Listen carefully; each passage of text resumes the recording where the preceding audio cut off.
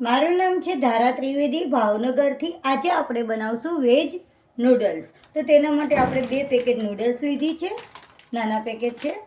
આ રીતે કેપ્સિકમ લાંબી પીસમાં આપણે સમારવાના છે. ડુંગળી પણ આ રીતે સમારવાની છે. તમે આમાં બીજું પણ શાકભાજી એડ કરી શકો છો, પણ અત્યારે મેં 2 જ લીધા છે, કારણ કે અમને ફક્ત ડુંગળી અને કેપ્સિકમવાળી જ નૂડલ્સ મજા આવે છે. સૌથી પહેલાં આપણે નૂડલ્સને બોઇલ કરવા માટે 2 લોટા પાણી લીધું છે. એમાં થોડુંક આપણે નમક એડ કરશું. આટલું નમક આપણે એડ કરશું.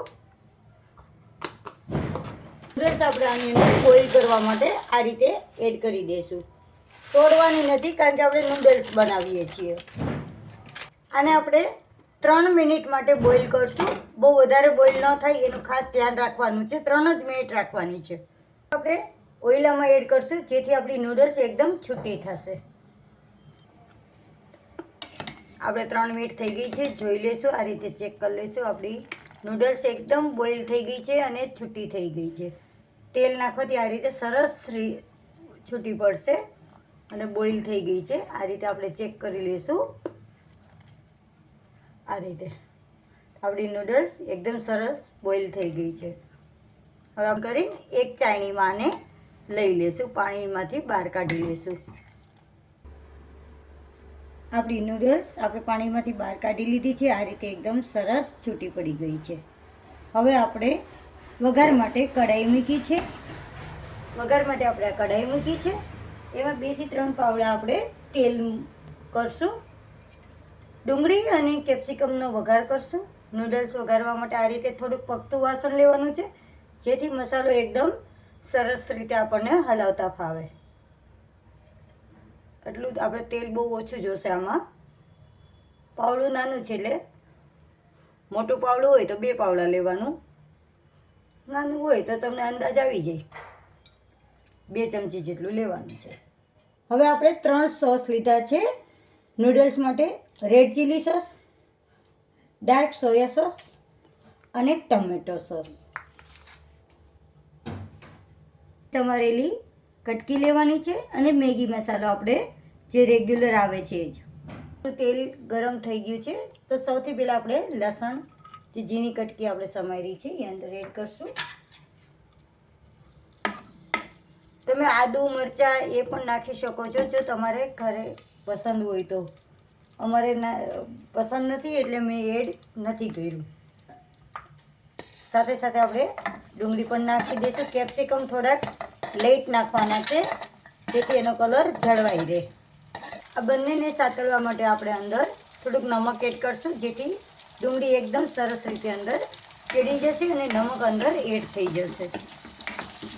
કલર બદલાય ત્યાં સુધી આપણે બ્રાઉન કલરની ડુંગળી કરવાની છે. સરસથી ચેન્જ થયો છે. હવે આપણે આને કેપ્સિકમ એડ કરી દઈશું આમાં, જે આપણે સમારીને તૈયાર રાખ્યા છે. બંનેને સરસ રીતે આપણે ચડવા દેવાના છે. ડુંગળી અને મરચાંનો સરસથી ચડી ગયા છે અને કલર ચેન્જ થયો છે. હવે આપણે આની અંદર ગેસનું સ્ટીમ થોડુંક ધીમું કરીને 3 સોસ એડ કરવાના છે. સૌથી પહેલાં આપણે ડાર્ક સોસ લેશું. 2 ચમચી જેટલો જ ઉપયોગ કરવાનો છે. રેડ ચીલી સોસ તમને તીખું પસંદ હોય એ પ્રમાણે આપણે લેવાનો છે. હલાવતું જવાનું છે.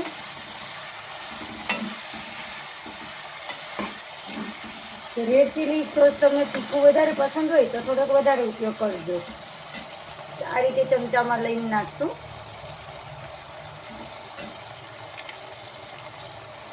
આ રીતે 2 ચમચી જેટલો. પછી આપણે ચીલી સોસ એડ કરશું. સુગંધ આવે ત્યાં સુધી ચડવા દેવાનું છે.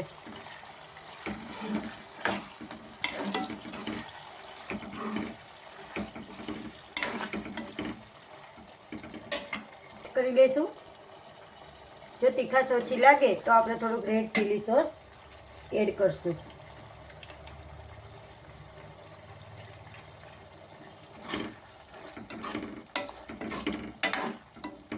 નૂડલ્સ આ રીતે ધીરે ધીરે એડ કરી દઈશું. ગેસની સ્ટીમ એકદમ ધીમી રાખી છે. આ રીતે સરસ મિક્સ થઈ ગયો છે.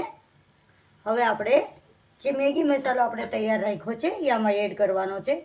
ધ્યાન રાખો મેગી મસાલો લાસ્ટમાં જ નાખવાનો, જેથી તેની સુગંધ જળવાઈ રહે. તો સરસ મજાનું આપણે માર્કેટ જેવું નૂડલ્સ આપણે ઘરે જ તૈયાર ફટાફટ બનાવી શકીએ છીએ, જે બાળકોને પણ ખૂબ જ પસંદ આવે છે અને મોટાને પણ ખૂબ જ પસંદ આવે છે. એકદમ સસ્તું, ડીમાં અને હેલ્ધી. આપણે શાકભાજી બધું શુદ્ધ વાપરીએ છીએ, તેલ આપણો મસાલા શુદ્ધ હોય છે, તો માર્કેટ કરતાં એકદમ સરસ મજાનું આપણે ઘરે હેલ્ધી બની જાય છે. તો આપણું સરસ મજાનો નૂડલ્સ તૈયાર થઈ ગયું છે.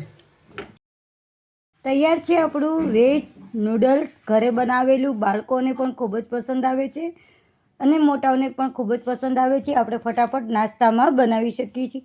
જો અમારી રેસીપી આપને પસંદ આવી હોય તો અમારી ચેનલને લાઈક સબસ્ક્રાઈબ કરજો.